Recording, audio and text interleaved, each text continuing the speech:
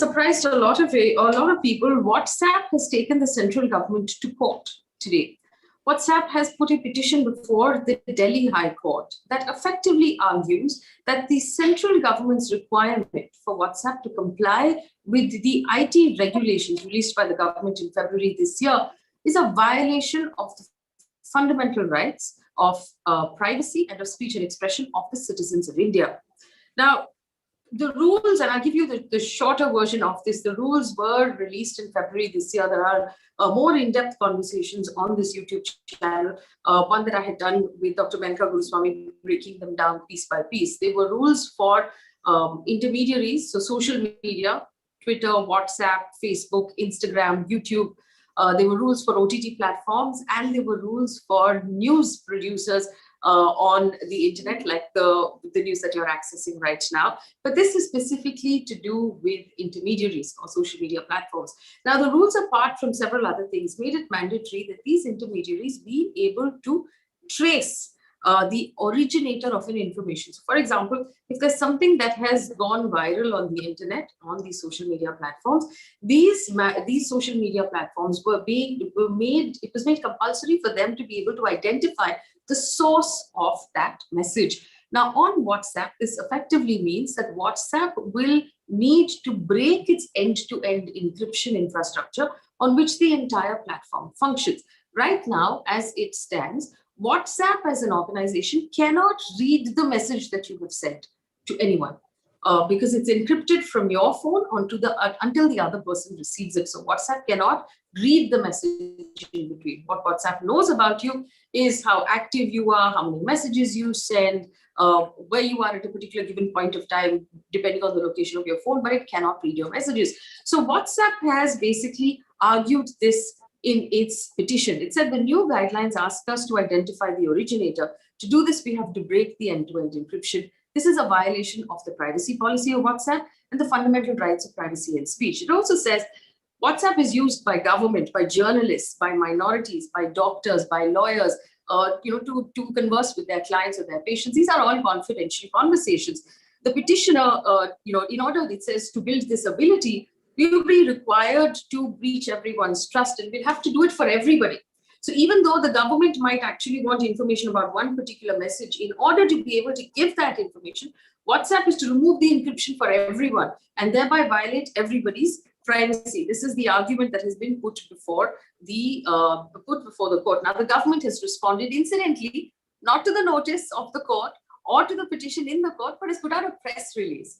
And this is what the press release says. The government respects the right to privacy. It has no intention to violate that right. Such requirements will be made only in the case of a particular message that is required for prevention, investigation, and punishment of serious offences. On one hand, it says WhatsApp wants to share data with its parent company, Facebook, and on the other hand, it refuses to uphold the enactment of the guidelines and maintain law and order and curb fake news. Any operations within India are subject to the law of land. So these are the two arguments, right? On one hand, WhatsApp is arguing that, listen, by making us do this, you're putting everyone at risk because nobody will be able to send a WhatsApp message without wondering whether the government or somebody is going to be reading it. On the other hand, the government says, hey, you're going to do business in our country, you have to follow our rules. So which of these two arguments is more sound? And like I always do, we have to go back to the constitution of our country because that's the touchstone of what goes and what doesn't go in the country, right? So joining me right now is Ms. Geeta, who's a senior advocate of the Supreme Court, to help us understand where all of this falls in terms of the constitution. We'll have Pavan, Duggal, who's also an advocate who specializes in privacy and digital law, and he'll join us in a bit. But Ms. Luthra, the government has the authority to make rules for what happens within the borders of this country. And anyone who wants to do business within India needs to follow those rules. But is there a problem with this rule right now? I think there's a very serious problem with this rule. And you see, I don't know whether you remember the case of Bazi.com, which happened years ago, eBay's case. And it was with regard to a girl of Delhi Public School and something that came on its portal. And at that time, this whole policy was examined, even though Bazi was sued. the Supreme Court and the Delhi High Court in series of judgments which quashed one or the other section, partly of the Obscenity Act and then of the IT Act, held in favor of Bazi.com. Government did a very, very well thought out decision. Section 79 of the Information Technology Act then provided that intermediaries will not be responsible. So very categorically to help business go on, because these were portals that were not adding their bit to something which is in a marketplace or in a media. They don't add their voice to it. It's just a portal. It's like a marketplace or a shop or a platform. It's really a platform, and therefore they should not be held responsible. At the same time, rules were made which said that within a certain number of hours, they have to see and they have to bring in content of offensive words. And there are many, many such offensive words. And after that, if there are offensive words or if they get a complaint, then they look at that and then they could delete that information. Based on all this, Bazi.com was discharged, actually, the director, and some other arguments which are not relevant for today's discussion. Now, what's wrong with this? So basically, there is the part of the law in our country, Section 79 says that the intermediary, this question will be WhatsApp or YouTube or Twitter, cannot be held responsible for anything that is said by a user. Now, effectively, if the government were to bring in this rule, they have to first go to Parliament and amend the Act. And by not doing so, what they've done is they've added rules, which rules may be foul of Section 79. So we'll have to see Section 79, because although I think 79(2) says that you can make rules, but those rules in the present rules of 2021 February rule, I think they go beyond Section 79. That's my reading of it. But I don't know whether WhatsApp has used this or feels that this can be used as an argument. Clearly, the fact is they have used this as an argument in their petition. Very well, very well. But this is a good base to have an argument apart from other concerns of privacy, which I'm sure we'll come to just now.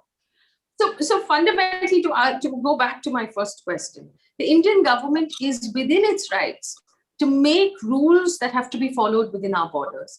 Anyone who does business in our country has to follow those rules, except for if the rules are not in line with Parliament and not in line with the Constitution. Is that correct?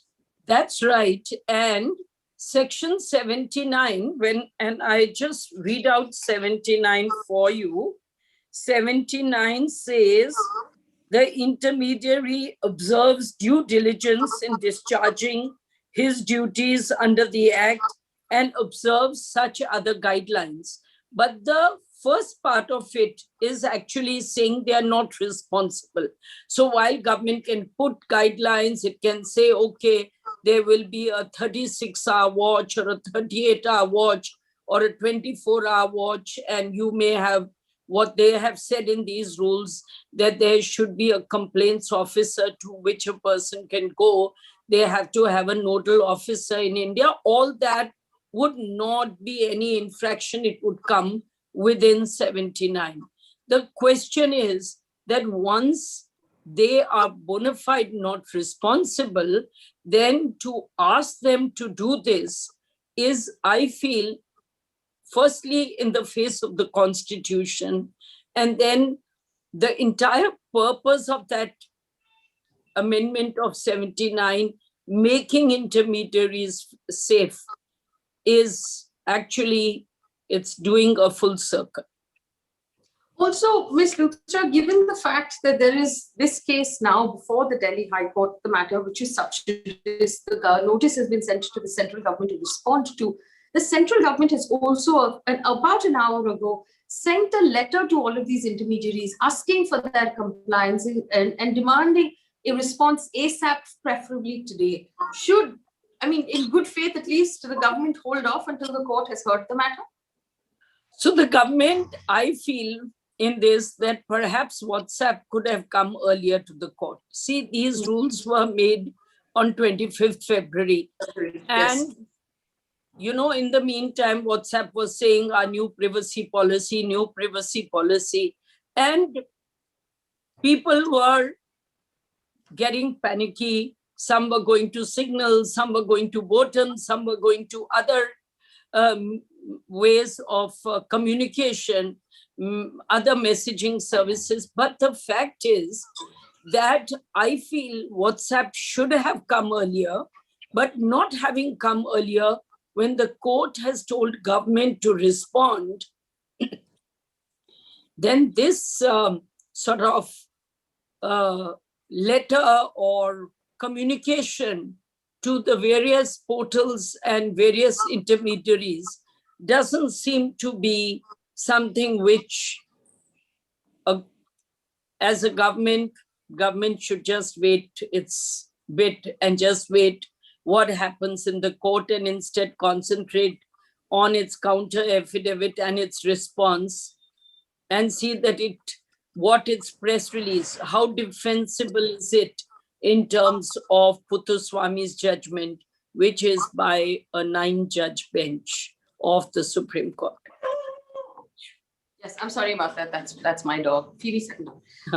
Also, you know, there's one of our viewers who has said that, oh, should we move to Signal? Let me point out to you that Signal and WhatsApp use the same infrastructure, and so none of these platforms will actually be able to give you any privacy because it is mandated by the law that privacy is not available to you anymore. See, it Luthra, did you want to say seems, something?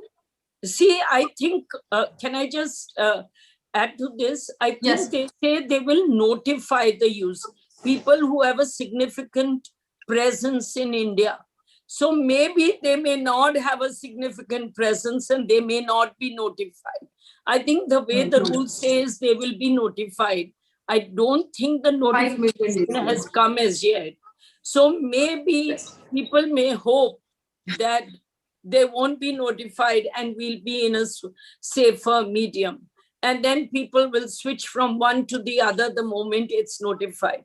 But the fact is, it's creating a huge fear factor among the users. Right, Sorry. Mr. Pavan, Duggal is here. Mr. Duggal, thank you for Yes. joining us.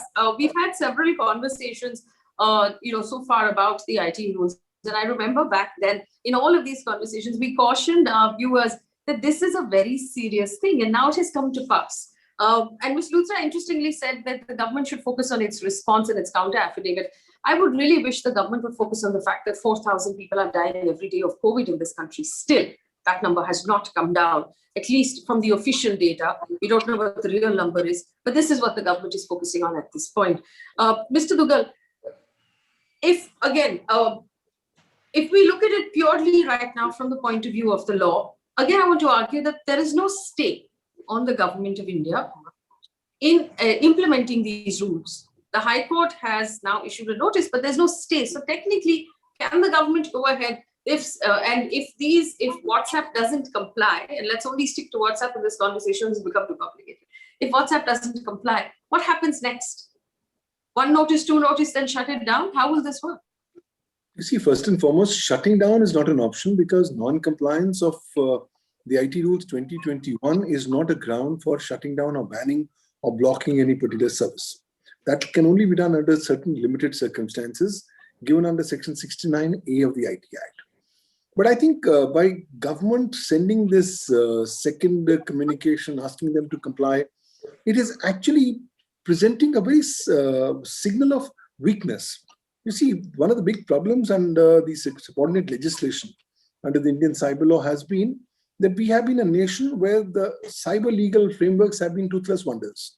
Most of the IT rules, including the IT rules 2011, were incapable of being implemented because there were no specific consequences that were detailed for non-compliance. Now, for the first time, the IT Rules 2021 said, look, your criminal liability will be invoked the moment you don't comply. And mind you, these compliances were to be done by, some of these compliances were to be done effective 25th of February 2021, while others had to be done within a period of 90 days. So as of today, when most of these service providers have not complied with the law, and then there is no stay from the court of law, there's nothing stopping the government from proceeding criminally against these companies and their top management.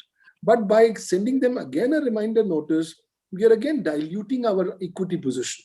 We are effectively trying to say that, look, no problem, you can comply the second time or the third time or the fourth time. If that's the ultimate intention, there was no logical rationale for incorporating criminal liability under Rule 7 of the said rules. But having said that, now the matter is before the High Court. It'll be interesting to see how the High Court adjudicates this entire issue, because a lot of these things that are being actually floating in the public domain are being sought to be given a different tinge, a different color. Most of the arguments are hinging on the fact that, look, when we give the origin information about your message, that will tantamount to violation of your privacy. What they're not highlighting is that Rule 4 of the IT Rules 2021 are very clear. The government is not going to ask for origin information for all messages which are forwarded or generated by all Indians within India.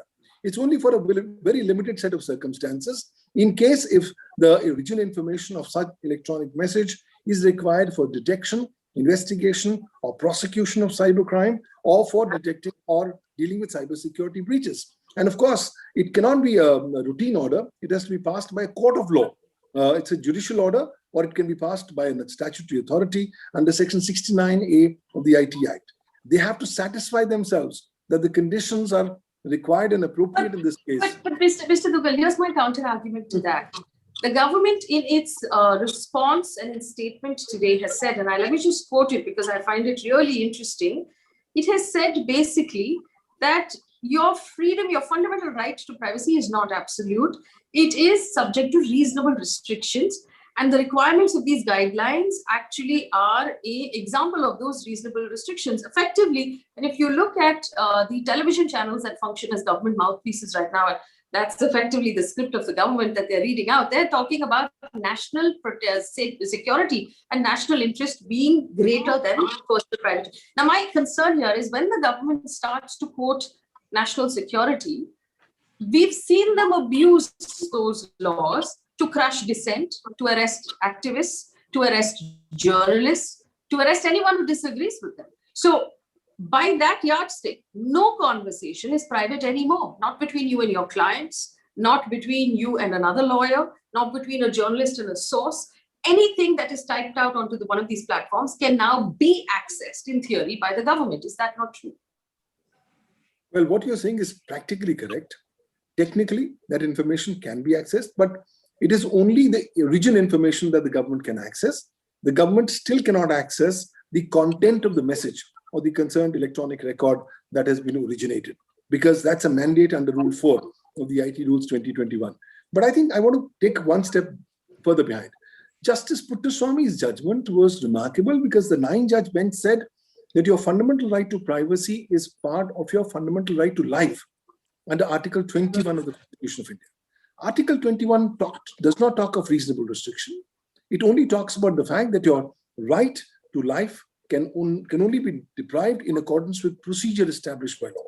Seen from another perspective, the IT Rules 2021, which have been implemented under the powers under Section 87.1 and 87.2 of the IT Act, are clearly procedure established by law. But clearly, in a scenario like this, there's a lot of gray zone. One of the big criticisms of the IT Rules 2021 is that it's sought to come up with so broad parameters that who will ultimately decide the objectivity of these broad parameters is not clearly defined. So the potentiality of potential abuse or misuse of these powers cannot be ruled out. Further, there are lack of adequate checks and balances under the IT Rules 2021, which also need appropriate mentioning therein. Otherwise, at any given point of time, it is very much possible that if the government of a day decides to target a particular entity or a person because of political or other reasons, the chances are that these powers can be utilized. So once this matter is before the Delhi High Court, it will be even nicer if the Delhi High Court could actually give guidance on how these parameters have to be specifically interpreted and what could be the guidelines that have to be followed so that the personal rights and liberties of individuals are not trampled upon, this does not become an excuse for giving a fear factor to the people in the minds that, look, as a government, we are omnipotent, we can come after you and we can track you down under any circumstances. Look, that's not the intention, but if the perception is what's being thrown up, even that needs to be appropriately cleared, because we are the biggest democracy in the world, we have a living constitution, and the government has neither that intention nor the ability to go ahead and get into a witch hunt against each and every citizen of the country of this nature. In fact, I want to bring in another argument here. The Supreme Court, we understand, on the 24th of September 2019, actually instructed the government that it is imperative that the government bring about a certain set of restrictions in order to improve national security. And there were many cases of lynching back then that had been brought to the notice of the Supreme Court. And the Supreme Court asks the government, how are you going to make sure that this sort of thing doesn't happen? Ms. Luthra, are these rules as they stand right now a justified result of that instruction that the Supreme Court gave? So can the government of India argue that we are acting on the instructions of the Supreme Court? I don't think they can argue this. I actually don't think they can argue this. But the fact is, history has shown us that power corrupts, absolute power corrupts absolutely. You cannot, and look at one of the arguments which WhatsApp has made, which I think is opposite. They say it's going to be a huge task for us to keep tabs on the originator of every message, because they don't know which the government will require under the provisions of law. Yes. So the moment that you are actually asking them, okay, this may be encrypted, but you need to let me have this originator so I can witch hunt if there is somebody who misuses power. And we have to test everything on the anvil that the part which is potentially there, apart from being excessive delegation and beyond 79, whether it can be subject of misuse or not. And that's why, and that's the danger in this, the first place.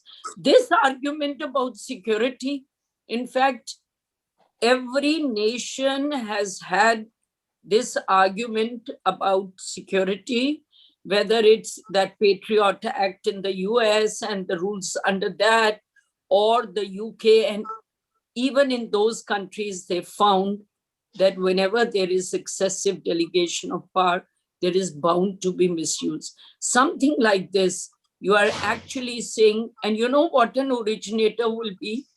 A person who takes a photograph or a screenshot, then sends it, becomes the originator, because he hasn't, it is not the originator, but because they've taken a screenshot and sent it. And Pavan would answer this in a better, perhaps. Or somebody who pastes it, you're not just forwarding it, so you become an originator. So many people. So question is, I welcome this fact that you should be liable under the Press Council. You should be compliant of the various requirements which are there for all journalists. That I can understand that may be compliance, because you don't want any information going through and there being no sense of responsibility on the person who forwards messages or originates messages. But beyond that, we cannot, it may end up in an exercise of witch hunting. This government may have a genuine intention and a bona fide intention, But what do you know about the person who's exercising the power? So you cannot have, this is not permissible. This is in the face of Puttaswamy. It's in the face of right to privacy. It is a breach, according to me, of excessive delegation. I don't think Section 79 permits it. And I believe that this should not pass muster.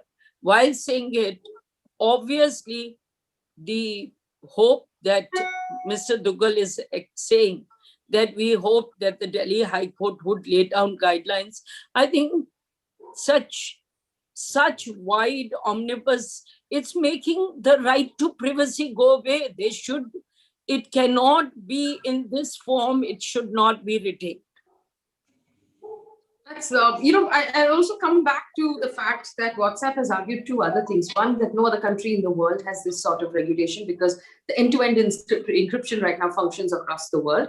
Secondly, they've argued proportionality, which is that in order for the government to find the originator of one particular message, you are giving up the privacy of the entire user base. And is that a fair sacrifice? And I'll come back to that argument, but I want Mr. Duggal to explain to us who the originator could be, like as Luthra was talking about. So if I saw something interesting on let's say I'm reading an article in the Indian Express, and I took a screenshot of that article and sent that photograph to someone, I am now the originator of that message that could do the rounds.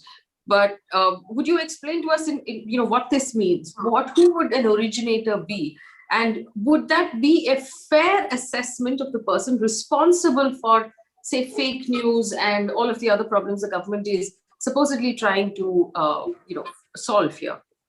The problem is India has not done its homework either on fake news or on cybersecurity or on data protection or on privacy. That's why in none of these areas we have any dedicated laws. So the government has sought to now address this entire issue of fake news by coming up with a provision under the IT Rules 2021, where this concept of originator, well, this concept has effectively been defined under the Information Technology Act as the relevant legal entity from where the origin of the said electronic record is being done in terms of its publication, transmission, or causing the same to be published or transmitted. So in your case, the case example that you've taken, if you take a picture of an Indian Express article and then you post it, you become the originator because you have created that original electronic record and then you have posted it or disseminated or transmitted it on social media or on any computer platforms. There could also be cases where this article would have been forwarded to you by some of your friends outside India. And maybe you're the first person in India who has got that particular article. And you decide to disseminate it to your group of friends or journalists. Now, though you are not the originator of the said electronic record, the law recognizes the fact that the original originator may be outside the territorial boundaries of India, but we want to make somebody responsible. We want to attribute a commission of any criminal activity to some legal entity. So the law has created a fiction to say, look, the first person who disseminates it within India becomes the originator. So even though you may not be originator in the original sense of the word, but the law will still take you to be the originator if you are the first person in India to have received it and who subsequently transmits it. The idea is very simple. Already in cybercrime conviction matters, attribution is a humongous problem. And we have seen a huge famine of cybercrime convictions. From 2003, when I was the counsel for India's first cybercrime conviction, till today, we've only seen a handful of cybercrime convictions. And thanks to the IT Amendment Act of 2008, we've seen a famine of these convictions, primarily because most of the offenses in cyber matters have already been made as bailable offenses. So the law is now concerned to give some kind of an attribution. So they said, look, let's do this attribution to the first originator within India, because that means though you are the one person who's created the record and you send it to others, the law is saying, I'm going to catch hold of your neck. You will face the legal consequences because you are the first originator. But then for that, your identity can only be disclosed by the service provider because you are behind a particular curtain of end-to-end encryption. And that's the reason why the mandate is given to the service provider to give the details of origin. Now, it can very much be possible that by doing this, the government is effectively veering itself away from the main primary legislation, being the IT Act. Now, till now, the thought process was very clear. if you were disseminating any content on social media, not only you, but every subsequent person who publishes or transmits the same also is in the same category as a co-accused, and therefore is liable to be proceeded. But now under the IT rules 2021, the government says I'm only primarily first concerned with the first originator, and that's why this kind of an arbitrary legal concept has come in. I'm not so sure whether this legal concept will actually withhold the scrutiny of law, primarily because the manner in which the term originator was first defined under Section 2 of the Information Technology Act, it was more in the context of electronic records in electronic commerce or electronic governance. Social media had not arrived in the year 2000, and therefore the lawmakers never had the benefit of thinking about social media when they talked about the term originator. So I think we'll have to wait and watch, but then this is going to open up a Pandora's box. You are going to get a lot of innocent people get trapped into this entire criminal web of criminal liability because they had no clue that the law may tomorrow consider themselves to be the first originator of such content. Mr. Duggal, very quickly, how do we reconcile the government's good intent in this particular move with the government's raid of Twitter, or the what we discovered to be the Delhi police's friendly visit to the Twitter office unannounced, where this whole business of Twitter flagging a particular tweet by some BJP members as manipulated media, something that gravely upset the government. How do these two things reconcile? There are intrinsic contradictions, and it will take some time. There'll be some teething problems, but you have to quickly realize, ultimately, there has to be some guidance. In the time of the pandemic, it does not really behold any kind of police agency to go and visit a locked office. More significantly, we also have to be mindful of the fact that any request for deflagging any kind of manipulative content will have no legal standing or basis either under the IT Act or the rules or regulations made thereunder. And finally, I think if any service provider has tagged any content as manipulative media or manipulative data, it's in exercise of the statutory obligation of due diligence as defined under Section 79(2)(c) of the IT Act. Because if they don't do so, they themselves could potentially be losing their statutory exemption from legal liability. So there are a lot of intrinsic contradictions. We'll have to wait and watch, but clearly this will represent an important, interesting episode in the further development of cyber law jurisprudence in the Indian context. Taking this back to Ms. Luthra, and I just want to talk about the constitutionality, whether this holds up against what our constitution tells us. So effectively, when the government has argued in its press release, again, and not before the court, that this falls under the exception that is part of every fundamental right in this country, that is something that needs to be examined by a court of law. It's not something the government can declare for itself. Is that true? So the government's argument is this, that in each individual case, we will see if the exception or this will be called for and will exercise, the right will be exercised, or it would be permitted to go to the originator.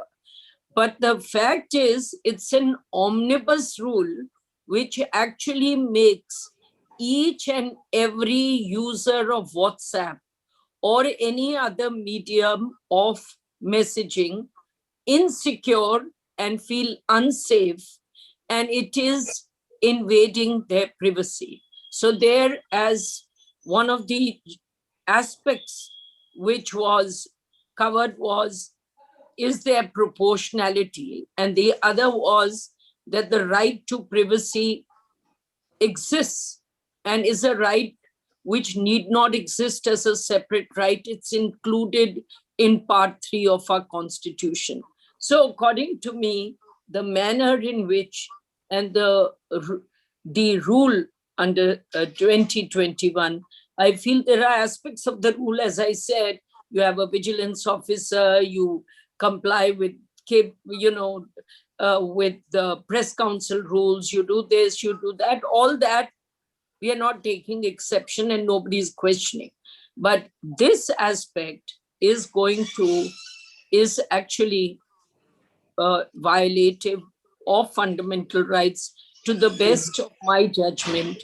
And of course, High Court and Supreme Court will finally rule on it. The argument of proportionality. and similar laws not existing anywhere in the world. Does that argument hold water in your opinion? I think it definitely holds water, and I think that's why WhatsApp has been talking to government, I believe, on this at the same time as they've gone to court. Maybe that's the reason they came so late. And the second aspect is, I'm sure government will, the state, government will think what they've done. It has such wide-reaching repercussions. I don't think that they will also want this huge standoff internationally, leave alone every person, every user being so upset. And you could see those messages going, I do not agree, by various people. Not that it makes a difference, but people don't understand. So when they are sending messages to each other, because there were these WhatsApp messages going that if you send 50 times this message, then you won't be bound by the new policy. Now, obviously, all that is neither here nor there. But fact is, it just shows how strongly every citizen has taken to this so-called new rule. And therefore, these rules will have to be looked at the court very closely as whether they infringe our rights or not. Last question, Veena Vikraman has said, so after this, will there be a new definition to the right to privacy? And that's interesting, right? Because is it up to each government to define what the right to privacy is in our, and we don't really have a law that specifies what that means in our country. We just have, like you said, the one judgment from the Supreme Court. But is this, and there are two things that could happen here. One, the courts could rule that this doesn't hold muster, and so this cannot happen, or we're actually altering what privacy means in this country. Ms. Luthra? I don't think they'll alter what privacy means. In fact, there is a discussion about Puttaswamy in various discussions, and they said that, look, it is only a theoretical judgment. Let's see when brick and mortar and when it comes to test. So we have now to test it, but I'm sure it'll pass muster. Mr. Duggal, the last time we had a conversation, brick and mortar privacy was when we were talking about Aadhaar and the privacy of what Aadhaar actually awards its users. And now here we are again, more brick and mortar for us. But how do you, in your opinion, see this playing out? Because the government seems very determined about these rules. And we've seen in the past another sort of pattern of this particular government in the center is that they don't back down, they don't roll back. Similarly with the farm laws, with everything else, this government doesn't like rolling anything back. So how do you think this is going to play out? Well, I would expect the government to stand firm on its ground on the constitutionality of the IT rules 2021. It'll have to be ultimately finally adjudicated by the High Court as to whether these rules could have been made, because one of the big arguments is that these rules go beyond the ambit of the mother legislation, being the Information Technology Act. And mind you, these rules were only meant for exercise of due diligence for intermediaries under Section 87(2) of the IT Act. And under these rules, you come up with the edifices of self-regulation of 3 tiers for players, and you have incorporated under this a huge new set of rules and regulations and legal frameworks which were never envisaged by the mother legislation. So it'll be interesting to see how things happen. But this government has made one thing very clear as a message, that if you have to operate in India, whosoever you are, wherever you are, you will have to comply with Indian laws. You are agitated by Indian laws, please go ahead and challenge, and we will fight the challenge in courts of law.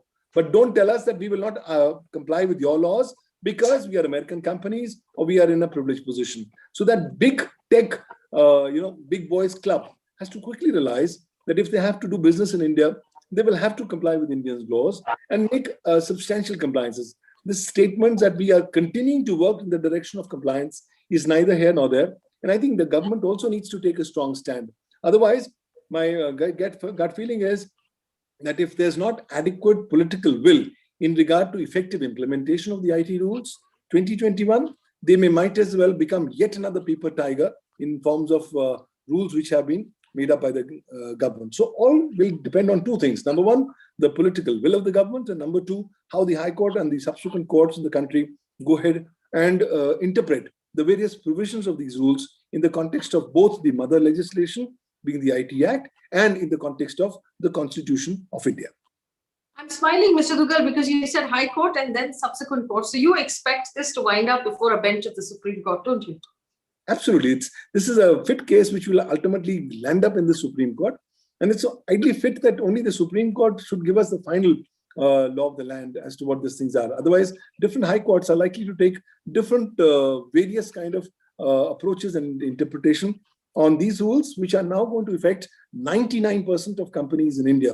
It's not just only for big social media companies or significant social media intermediaries. It's for all intermediaries. And if you are in India, if you are a company, if you're using a computer system or electronic format, and you have data of your employees or of your customers or of your business partners, you become an intermediary, and you are also required to ensure compliance with these rules.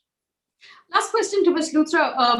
And I know that you've said this in the past as well, Mr. Duggal feels that this will wind up before a bench in the Supreme Court. That's going to take some time. That's a while away, because the Delhi High Court will hear all sides, all arguments. It will then give its judgment, then perhaps go to the Supreme Court, then be referred to a bench.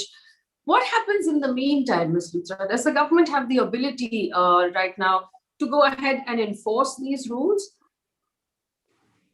It could, but I can see that I believe that Delhi High Court's going to be very quick about it, because this kind of uncertainty on something which affects almost each and every citizen of this country is going to be taken very seriously by the court. Whether it decides in favor or against is a second thing. According to me, look at the Telegraph Act, and those, it had bought-in restrictions where it said has to be at the level of joint secretary if you are trying to do surveillance. But here you are trying to tell WhatsApp that in every case you should know the originator. So you're also telling them to do this exercise, which is a potential threat to every man's privacy. I believe that the High Court's going to be very quick in deciding, and I think that if it goes to the Supreme Court, it should also be fairly quick in deciding. It's really laid down the rules, or laid down the law in Puttaswamy. So now it's a question of the application of the law in the light of the government's arguments of security, etc. Right. So I'm going to leave this here. Of course, this entire thing also merits a conversation on our diplomacy at this point and the impact this will have on it. Remember, a couple of things have changed for us since February this year. We have now begun to accept bilateral aid. We've accepted aid from various countries in the world, which we hadn't done for 40 years before this. So that impacts the relationship that we have with a lot of other countries. Our External Affairs Minister is in Washington, DC as we speak, trying to negotiate supply of vaccines. How will all of this play out when these big Silicon Valley companies are saying what's going on in the country? Is that going to have an impact? And we will try and get a diplomacy expert to talk to us about this over the next couple of days. Before I leave, and this is an extremely grave matter, the High Court is examining the issue, but I want to continue to lay focus on the fact, like I did in the beginning, 4,000 people are dying in our country every day of COVID that we know of. Serious questions are being raised on the veracity of this information and the fact that India is grossly underreporting this information. To give you an example, the New York Times put out a report that said that they had done some research informed by over a dozen experts who have said that in a conservative estimate, this number of deaths could be closer to 16 lakh. In a terrible estimate, the number of deaths in India could be closer to 42 lakh. I mean, this is the situation that we're in right now. The government's sense of priority of what needs to be argued with great urgency before the courts might require some questioning. And I'll just leave it there. I want to thank both of my guests for helping us understand the constitutional and legal issues around what is happening today. And in the meantime, while most people in this country continue to send good morning messages on WhatsApp, this is something that people are extremely interested in. I'll leave you there. Thank you for watching. Do check out the news bulletin that goes up at 9 o'clock every day. It's up again today. All of the information of the country in about 10 or 15 minutes. No opinion, no shouting, no drama. Thank you for watching. Good night.